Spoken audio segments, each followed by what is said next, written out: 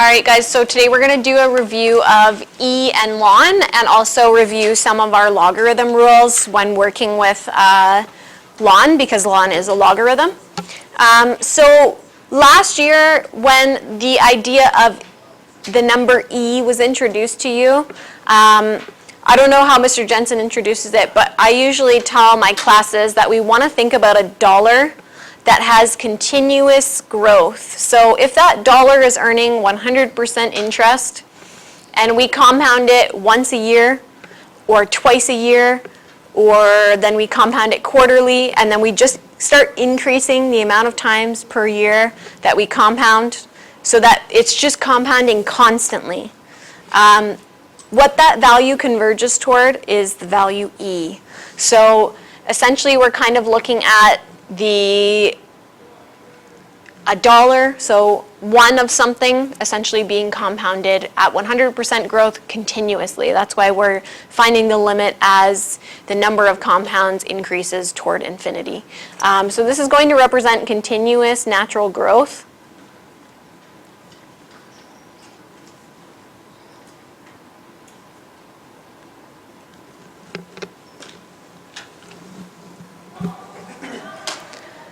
Okay, the value E, it's between 2 and 3, so it's approximately 2.7218 and so on. It's known as an irrational number. Another irrational number that we know of is pi, and these are called irrational numbers because they're non-terminating, so they go on forever. They also don't repeat.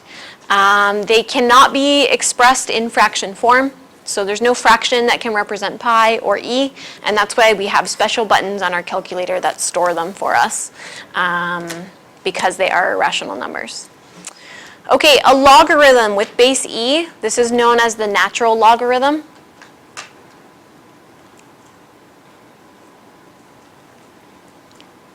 We also know about another special logarithm. It's the common logarithm. What's the common logarithm? No, that's the natural logarithm. Common logarithm is a log with base 10. Yes, the natural logarithm is log with base E, and we write this as ln x. Wait, is that what ln is? Yep. Okay, and we know that just based on our previous experience with exponentials and logarithms in advanced functions, exponentials and their logarithms with the same base are actually inverse functions of one another. So because ln is a log with base E, e to the x and ln x are actually inverse functions of one another. So when we graph them, you'll notice that they're reflected over the line y equals x. They also have swapped x and y coordinates. So the reason why we like the natural logarithm is because many naturally occurring phenomena can be modeled with base E, either the exponential function or the logarithmic function, the ln function. A couple little like solving related things. If I have any logarithm to the base of itself, or ln E, which is the logarithm base E of E, this is actually going to equal 1. Okay, the reason for this is, let's think about log base 2 of 2 for simplicity's sake here. This asks me 2 to what exponent equals itself. So what's anything raised to what exponent gives itself? What's the exponent? 1. And that's why log base E of E is equal to 1, or in other words, ln of E equals 1. Because E raised to the exponent 1 is itself. Okay, also when we have ln E to some exponent that has ln of some value or some variable, these actually kind of like cancel each other out. And this is actually just equal to x. So if you ever see E to the exponent ln of something, you can actually just simplify that as the something. It will end up being equal to what's inside the ln, if that's in the exponent.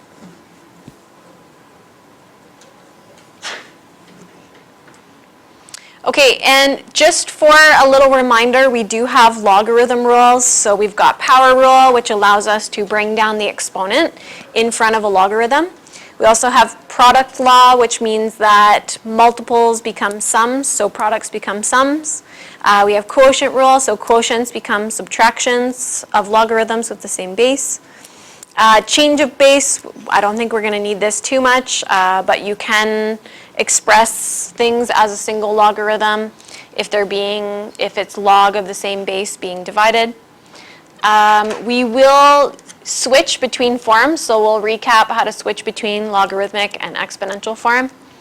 And then there's just like a couple little tips for you here. So this is basically what I just explained above. And then we know that the common logarithm, we don't need to write logarithms with base 10. So if you don't see the base, it's understood that the base is 10. And any logarithm with the same base to itself with some exponent is actually just going to be equal to the exponent. All right, so let's see if we can do some solving, and we'll apply some of our logarithm rules and hopefully recap on those. If you're solving, just a little note, if you're solving and your base of your exponent is e, rather than taking the log of both sides, we take the ln of both sides. So when you see e's in there, think ln instead of taking the common log of both sides. Okay, so in this case here, we're going to take the ln of both sides because our base is e. And this is going to allow us to use power rule and bring down the exponent as a multiple in front.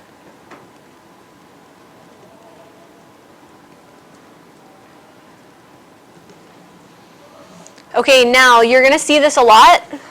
Ln of e, or in other words, log base e of e, this is actually just equal to 1. So that's kind of why we use ln rather than the common logarithm, because we'll end up with a piece there that we can just say is equal to 1. Okay, now it's just our job to isolate for x here. So in order to keep most things positive, maybe I'll just swap the ln and 2x here. So 2x becomes positive. And then I'm just going to divide out the 2. Okay, can you do it the opposite way as well and have more negatives in there? Yes, you can. So the other option here is ln 55 minus 1 divided by negative 2.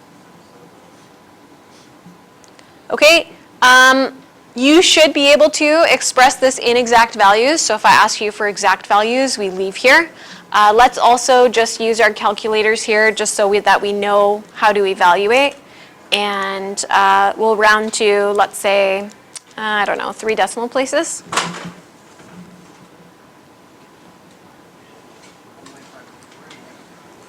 You should get negative 1.504.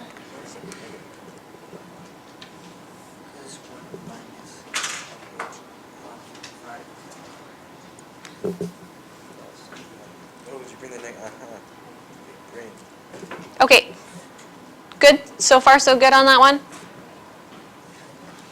Okay, before you take log or ln of sides of an equation, you want the base and the exponent to be isolated. So if you ever have like a coefficient out front, we're just going to start by dividing that out.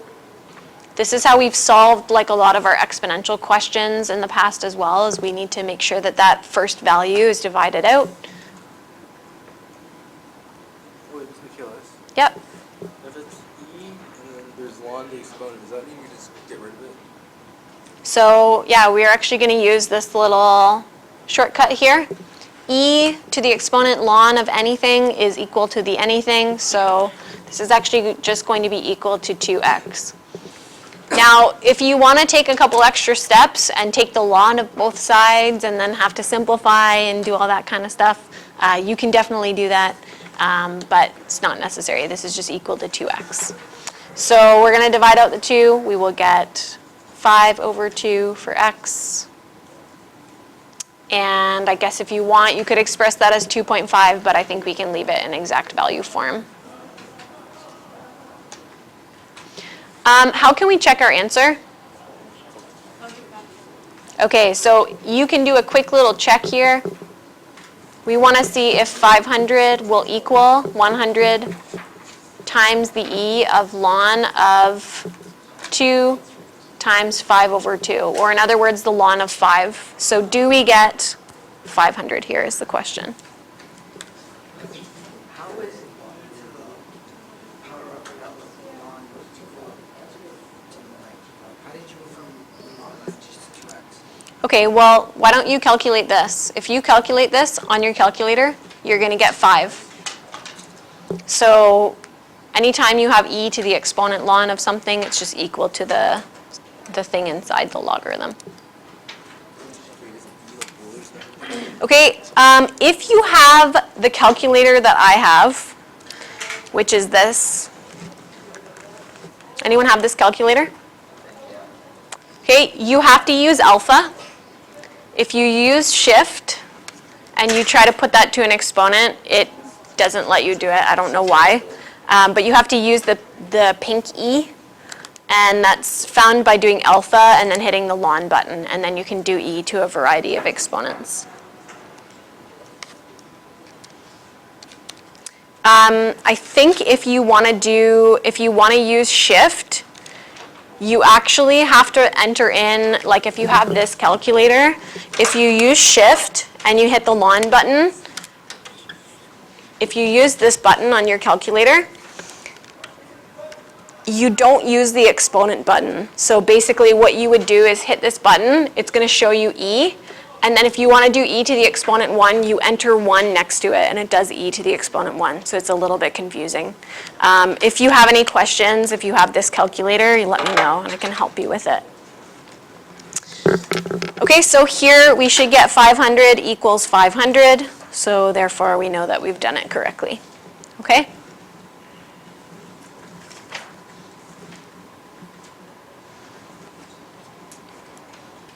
All right. So when we're dealing with logarithms or the function ln, which is just a simplified version of log base e, when we have sums of two logarithms with the same base, they become products. So we can write this as the ln of 2 times x equals 3.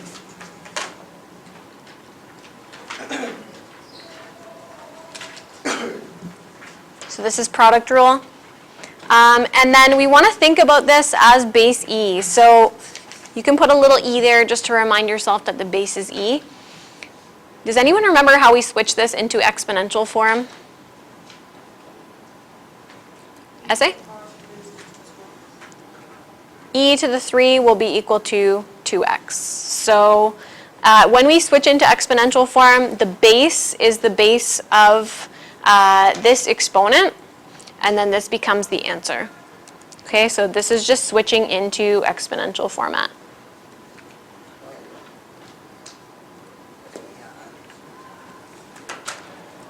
Okay, and then divide out 2. So if you're leaving an exact format, it's going to be e to the 3 over 2. If we are evaluating this to 3 decimal places, let's say, you can try to enter that into your calculator.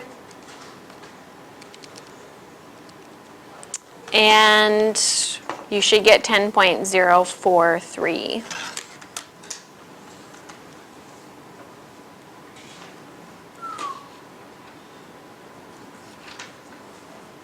Any questions for that one? Okay, thoughts on how we can start the next one? What should we do? What'd you say, Grayston? Okay, essay? Yep. Good. So put it into exponential form. So e to the 2. So base to the exponent is equal to the argument inside of ln.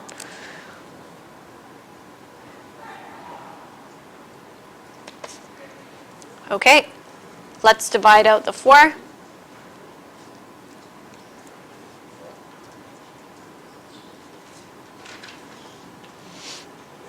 Now, I need to get a value out of an exponent.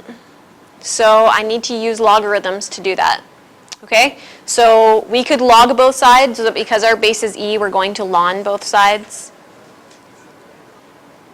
And then we can bring the x down in front.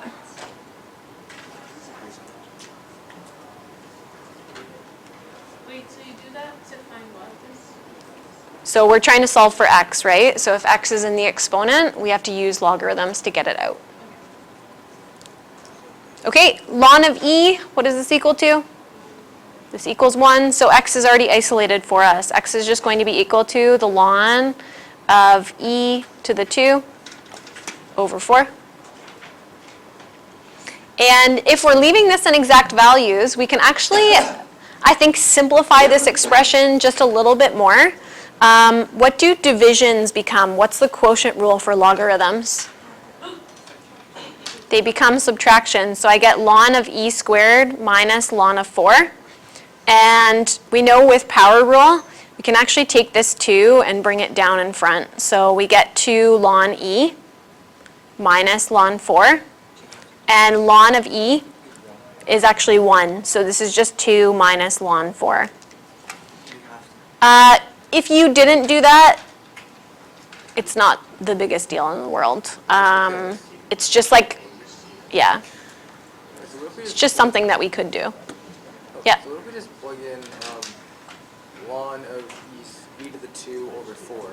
Yeah, so if we're evaluating, you might as well just go and put that into your calculator. You can also evaluate this in your calculator. So what is this going to be equal to approximately here? Michael, what'd you get? 0.613, oh, it's 0.614. Everyone else get this? Do I have to do that last part? If you don't, it's not the end of the world.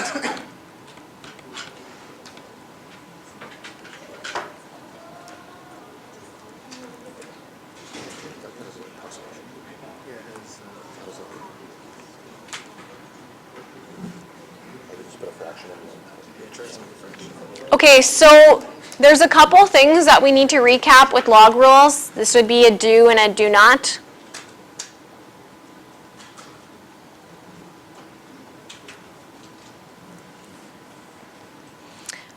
So a lot of people get like a little bit confused when they work with logarithms because they feel like if they have log or ln of something, that those additions, they just get confused between like quotient rule and like product rule and things like that. So when we have additions here, these can't become products, okay?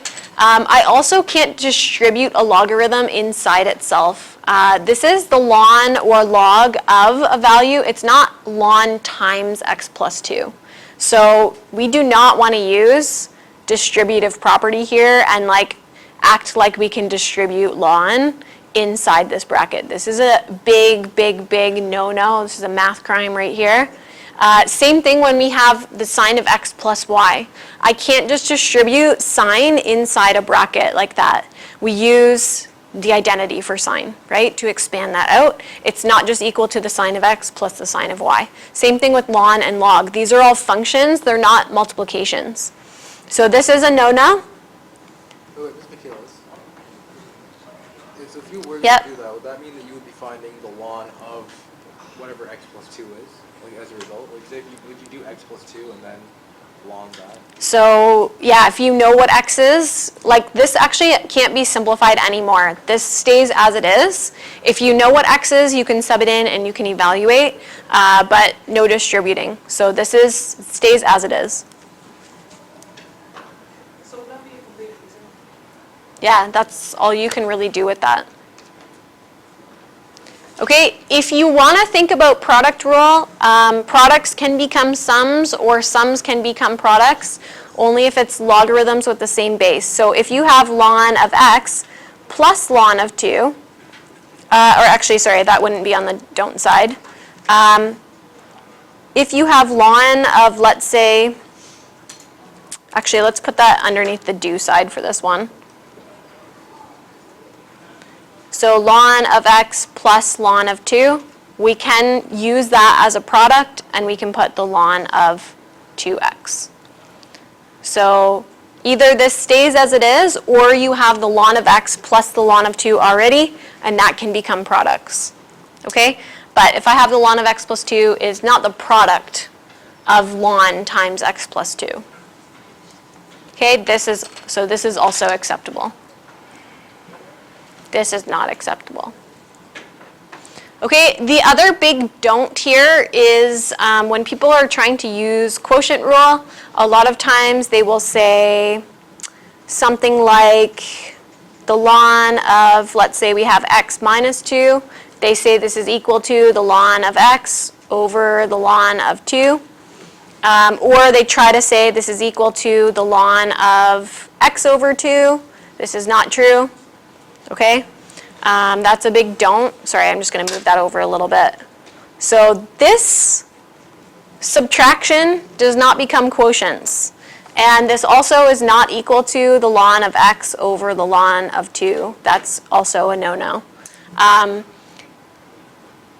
The only thing that we can really do, like ln of x minus 2 is just ln of x minus 2. We can't really do anything with that.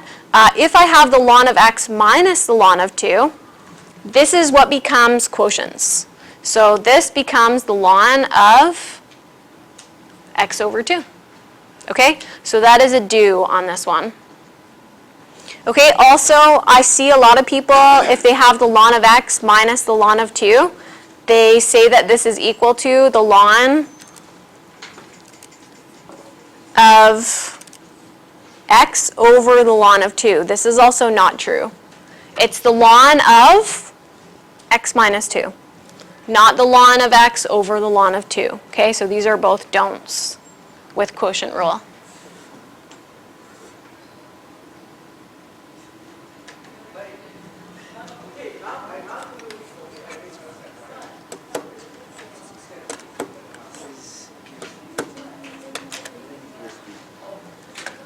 This is the part I'm gonna fail on the test. Did you fail the full test? It's like this. Okay, so let's graph our two functions. Kristen, can you shut the back door there for me? Question?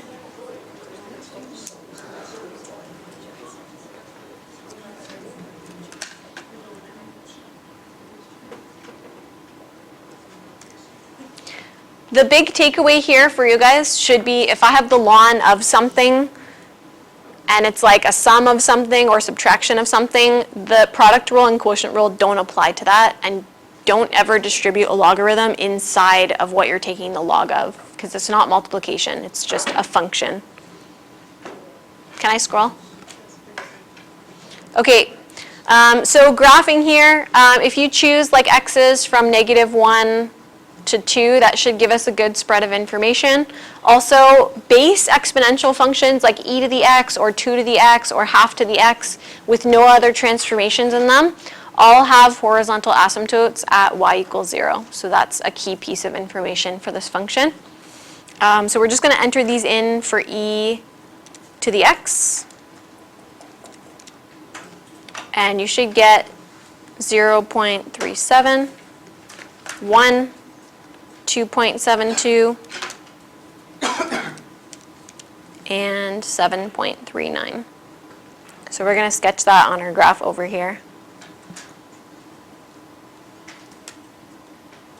Oh, let's be careless. Why do we choose that specific data set? Just so we can get like a couple negatives and a couple positives here. I mean, like 0 and 1 would really be enough for us to get a decent amount of information, but if we add in the extra little points here and here, then we get at least a couple on either side. So we have the y-intercept and we have like a couple points on either side of that. Okay, so it's not like a formula there. No, you could do like -2 to +2 if you want. That will usually give you a good spread for an exponential function.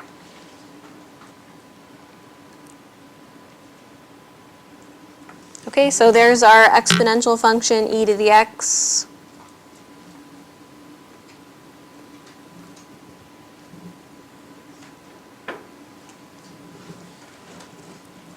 Okay, and then there's not much that we need to do for ln x other than just swap the x's and y's. So we learned back in grade 11, I actually just taught my grade 11s this lesson yesterday.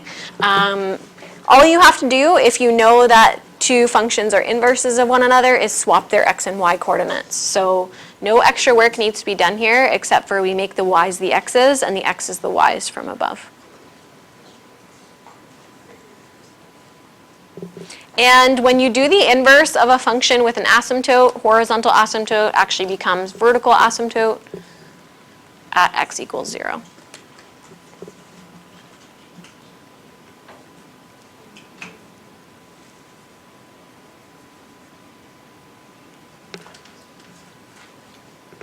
And we'll have to just like extend our x-axis just a little bit here.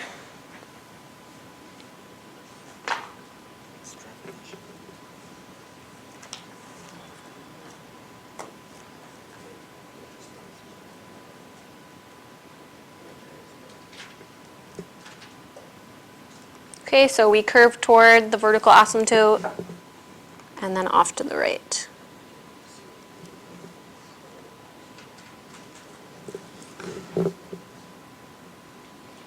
Okay, if we've done it correctly, inverses are reflected over the line y equals x, so it should look like our graph has a reflection over this diagonal line here. Okay, so this is the line y equals x. So if we kind of like put our head on an angle a bit and imagine this kind of being folded over the line, those should look reflected.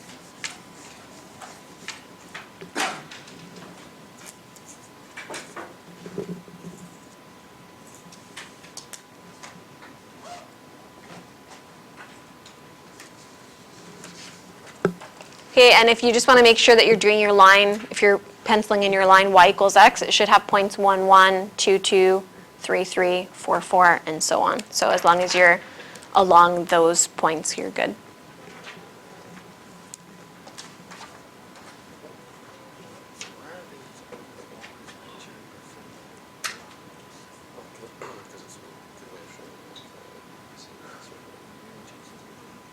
Can I scroll?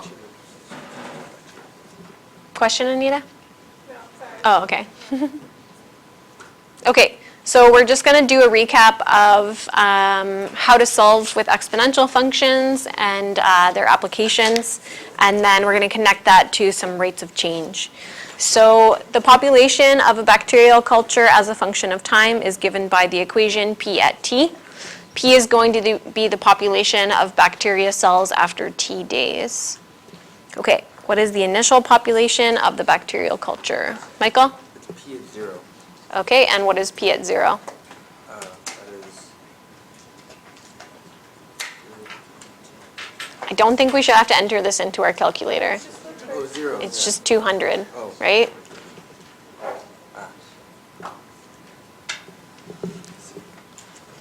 Okay, e to the exponent 0 is just going to equal 1, and then you're left with 200. Okay, estimate the population after 3 days. We'll evaluate P at 3. Now you can use your calculator.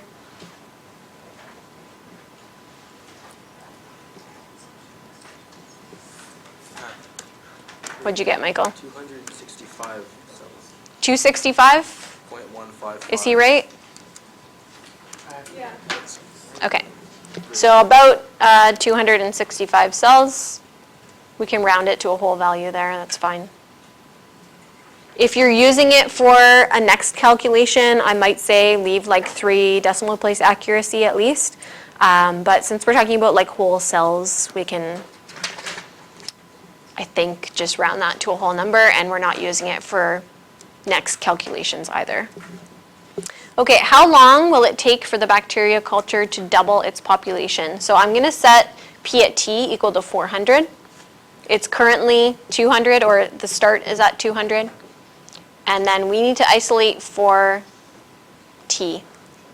So very similar to an example that we worked with above, we need to make sure before we do log or ln that we have the base and the exponent isolated on one side. So the first thing that we need to do is divide out 200. Okay, we've been practicing this, we've been leading up to this since grade 11, right? We've been doing equations like this with exponentials for a while. What? And you forgot it? Of course you did, Grace. I didn't care about this stuff. Now you do. Now I have to. Okay, we could log both sides here, but because the base is e, we're going to ln both sides. And we can bring the exponent down in front.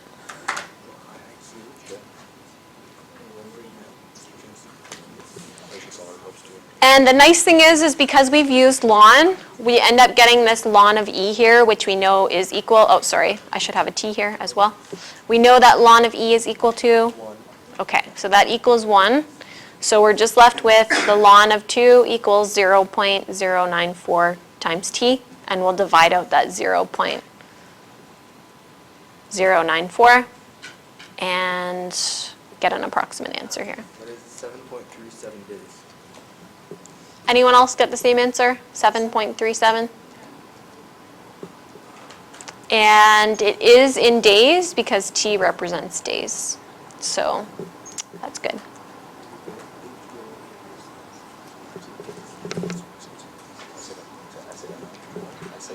Okay, any questions on that one? Can I clarify any steps that we did? Does this ring a bell? It looks familiar a little bit. It does. Anis? Can I just start off with 2 equals e to the power of?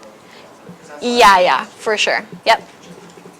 So when we say doubling, what's always going to happen here, regardless of this initial population, when you put a doubled population here, you're just going to get 2 over here when you divide the 200 out. So if you want to skip that initial step and just put 2 equals e to the 0.094t, that's even better.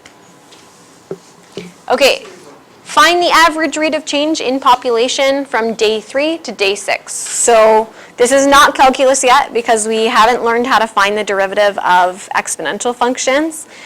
This is average rate of change, which means slope of the secant, or just on average, how is the bacteria population changing from day 3 to day 6.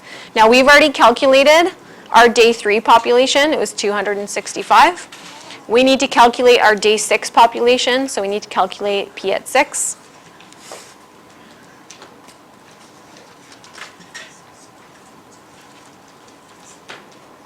So we're going to enter that into our formula from above.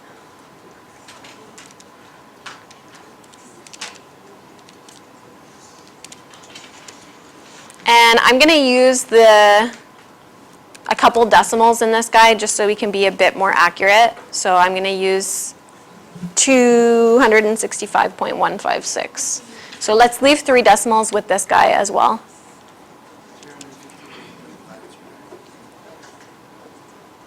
538, I think, is what it should be.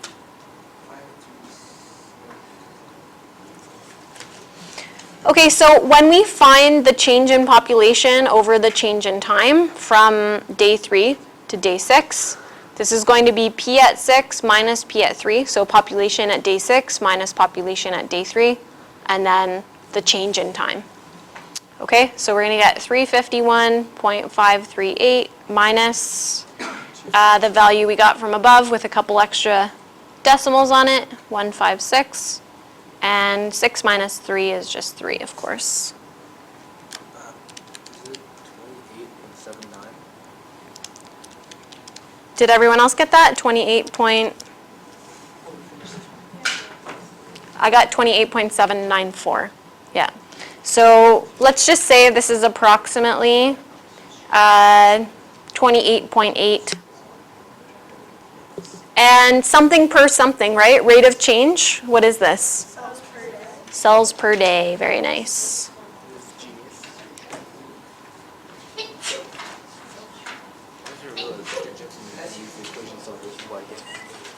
Okay, so when we move forward in this unit, we are going to be able to use calculus to find the exact rate of change. Let's say we did this question with calculus, and we wanted to know at day 5, how quickly is the population of cells changing. Then I'll be able to pinpoint an exact rate of change at a particular date, rather than finding an average over time.